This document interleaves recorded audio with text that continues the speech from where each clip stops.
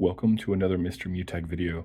Today I'm going to show you how to unhide someone from quick add. So basically, if you were on your Snapchat and you press this little X under quick add and then you tapped on hide, they disappear.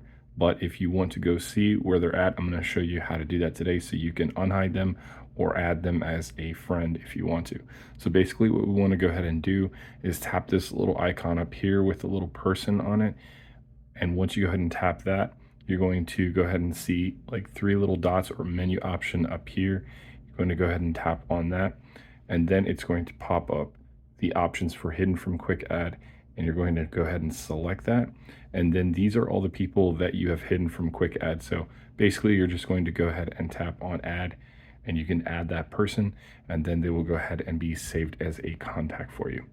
You can also see everyone else that you have hidden from quick add as well by just scrolling down. These are all those contacts that you've hidden. Hopefully that's helpful for you guys. If so, feel free to give me a thumbs up. Thank you so much for watching. Have an awesome day.